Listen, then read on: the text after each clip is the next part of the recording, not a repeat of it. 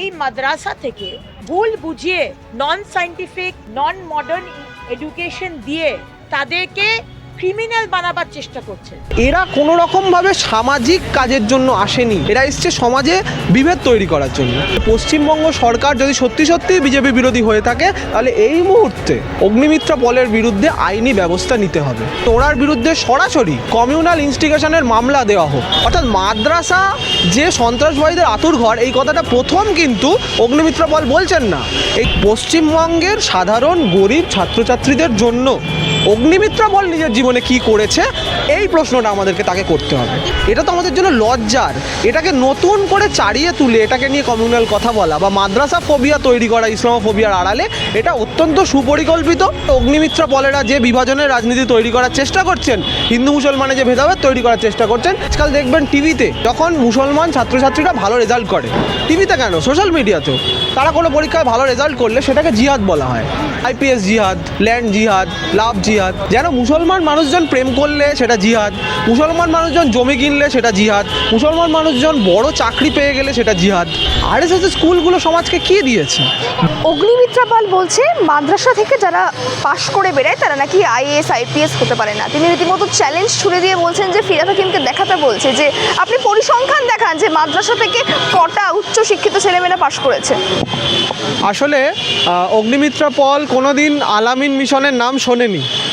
অগ্নিমিত্রা পল কোনোদিন প্রচুর মুসলিম সামাজিক সংগঠন আছেন যারা শুধুমাত্র doctor, engineer, is IPS officer এগুলো বানানোর জন্য মুসলিম জনসম্প্রদায়ের ছেলে মেয়েদেরকে পড়াশোনা করানো, এবং আমি মেয়েদের কথা বলছি কিন্তু সেখানে খুব বড় সংখ্যায় মেয়েদের পার্টিসিপেশন আছে, তাদেরকে তাদের অর্থনৈতিক অবস্থা থেকে তুলে আনা, তাদের খারাপ অর্থনৈতিক অবস্থা থেকে তুলে আনা এবং তারপর তাদেরকে বৃহত্তর পড়াশোনার দিকে নিয়ে যাওয়া। এই ধরনের কাজগুলো কিন্তু বহু মুসলিম সামাজিক সংগঠন আছে, অন্তত আমি পশ্চিমবঙ্গের কথা বলতে পারি, যারা খুব মন প্রাণ লাগিয়ে এই কাজটা করছেন। এবং আলামিন মিশন তো রয়েইছে, যেখান থেকে এরকম 100, 150, 1000 এর থেকে বেশি অনেকগুলো উদাহরণ দেওয়া যায়। কাজেই এটা কোনো কথার কথা নয়। আর তাছাড়া দ্বিতীয়ত এটা বুঝতে হবে যে আমাদের মধ্যে, যে আমাদের সাধারণ হিন্দু মধ্যবিত্ত বাঙালির মধ্যে ইদানিং একটা প্রবণতা দেখা যাচ্ছে যে আমরা খুব সহজেই ইসলামোফোবিক হয়ে পড়ছি। এবং সেটা কেন হচ্ছি আমরা, তার কারণ হচ্ছে যে আমরা আমাদের সঙ্গে যে মানুষেরা এতদিন অবধি আমাদের জল হাওয়া মাটি শেয়ার করলেন, সেই মুসলমান জনগোষ্ঠী সম্পর্কে আমরা আসলে কিছু জানি না। আমরা জানি না যে মাদ্রাসায় কি পড়ানো হয়, আমরা জানি না যে মাদ্রাসা ব্যবস্থা আসলে আমাদের যেরকম, আমাদের তো একটা মানে ব্রিটিশ শাসন ব্যবস্থার আদলে আমাদের শিক্ষা ব্যবস্থা, আমাদের কলেজ ইউনিভার্সিটি এগুলো সবই ব্রিটিশ শিক্ষা ব্যবস্থার ফল, ইংরাজি শিক্ষা ব্যবস্থার ফল। তাতে ভালো হয়েছে না খারাপ হয়েছে সেটা আমরা 75 বছরের মাথায় দাঁড়িয়ে খানিকটা বুঝতে পারছি।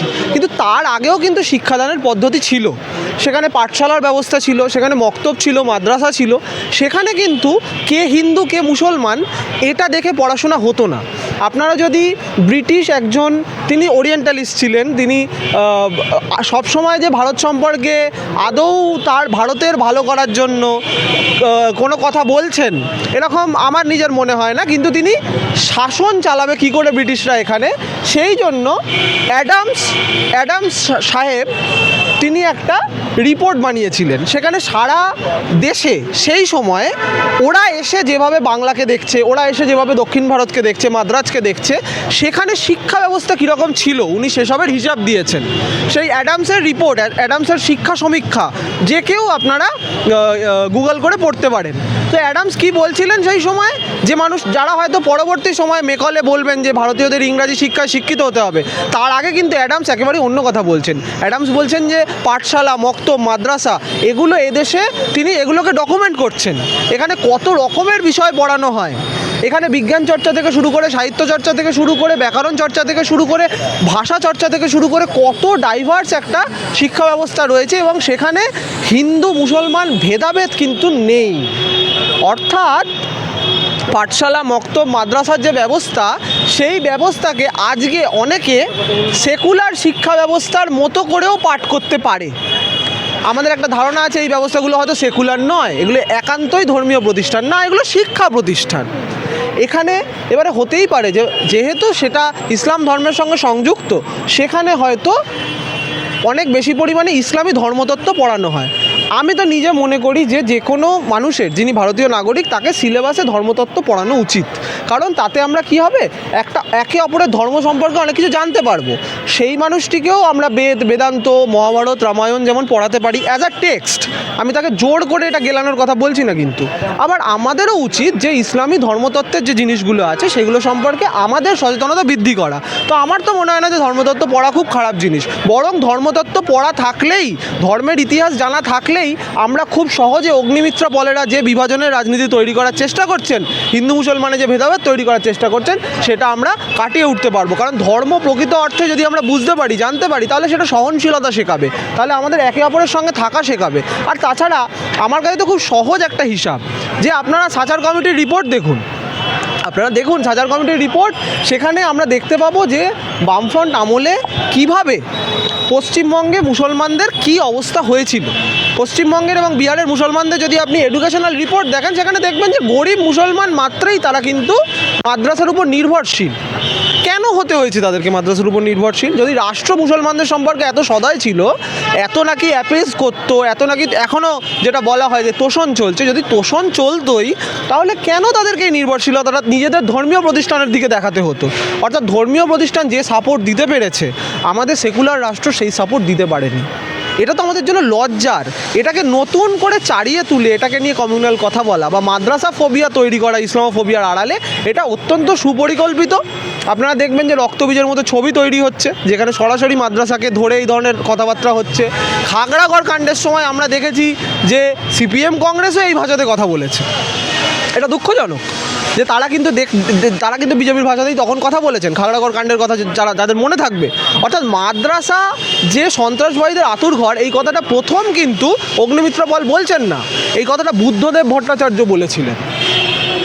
অর্থাৎ আমাদের মধ্যে এই ভাবনা চিন্তাটা রয়ে গেছে, সেই কারণে আমরা সবসময় মুসলমানকে অপর হিসাবে দেখি, আদার হিসাবে দেখি, কখনো আমার নিজের হিসাবে দেখতে শিখিনি, কারণ তার শিক্ষা ব্যবস্থা, তার ধর্ম সম্পর্কে তো আমি কিছু জানিই না।